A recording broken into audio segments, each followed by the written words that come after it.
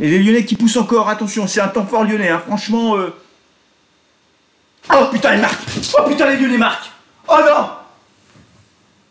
Salut à tous et bienvenue sur nos TV. On se retrouve pour un nouveau carton rouge. On va refaire le débrief de ce derby et je vous cache pas que c'est un peu la gueule de bois. Ce que je vous propose, c'est de commencer par re-regarder ma réaction quand je suis en live au moment du but de Ndombele à la 95e et on va regarder l'action au ralenti. Vous allez voir que c'est comme si je recevais une décharge électrique en fait. Allez, on regarde et on se retrouve juste après. Et les Lyonnais qui poussent encore, attention, c'est un temps fort lyonnais, hein. Franchement... Oh putain, ils marquent. Oh putain, les Lyonnais marquent. Oh non.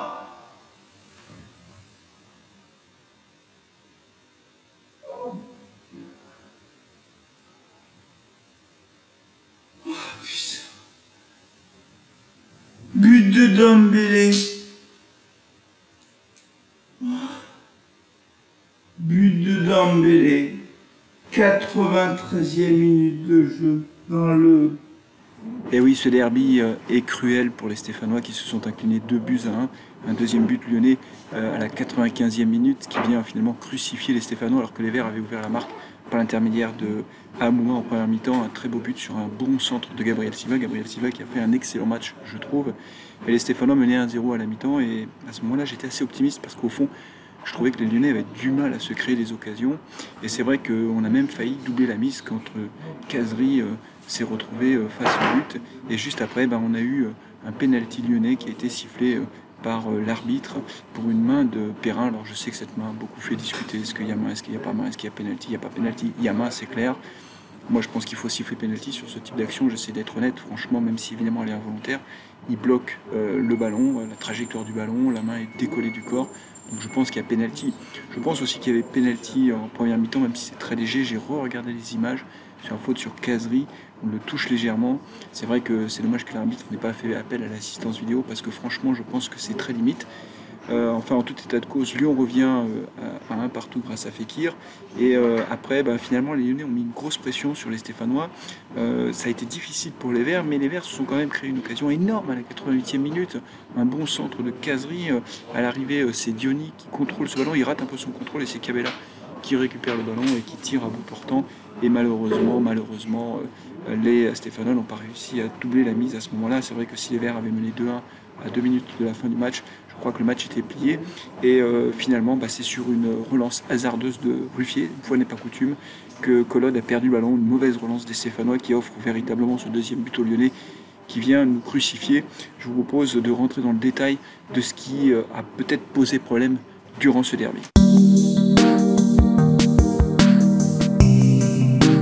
Alors il y a plusieurs éléments qui m'interrogent suite à ce derby. J'ai pas voulu enregistrer carton rouge juste après le match parce que d'abord j'avais pas envie, voilà, tout simplement. Et puis à froid, j'ai regardé encore quelques séquences vidéo et puis j'ai essayé de regarder ce qui avait posé problème. D'abord, je suis pas sûr que le 3-4-3 tel que l'a mis en place Gasset pour ce match était très opportun.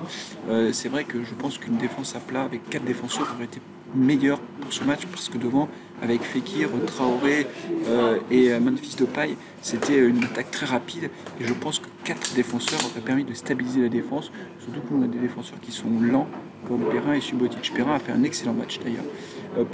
Première question, mais dites-moi ce que vous en pensez, est-ce que ce 3-4-3 était opportun face à Lyon? Deuxième question, moi qui m'a beaucoup interpellé, c'est le coaching de Gasset. Il a fait sortir Salnaès, alors j'ai vu sur Twitter que beaucoup de Stéphanois pensaient que Salnaès finalement n'avait pas fait un bon match et que c'était logique qu'il sorte. Moi je ne suis pas sûr parce que c'est vrai qu'il n'a pas fait un grand match Salnaès, mais c'est quand même un milieu défensif solide. Et avec Mbila ils ont leur repère.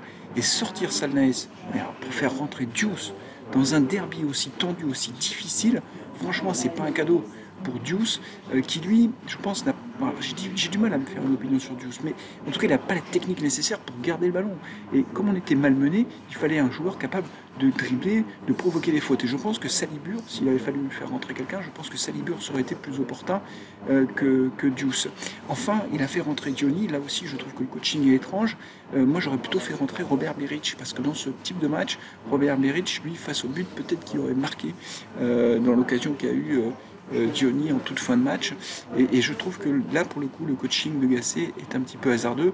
Bon, au final, on s'incline face à Lyon, c'est extrêmement décevant, c'est cruel, parce qu'on ne méritait pas ça, on aurait pu avoir un penalty, on aurait pu marquer, on a eu 2 grosses occasions énormes, et Lyon marque un peu sur un coup du sort en toute fin de match, après avoir bénéficié d'un penalty, comme à chaque fois d'ailleurs, hein, Lyon bénéficie toujours d'un penalty, on le sait, mais c'est cruel pour les joueurs, bien sûr, pour le staff aussi, et puis pour le public, mais je pense quand même qu'il faut essayer de redresser la tête très vite, et je vous propose d'en parler tout de suite en 3e partie de Carton Rouge.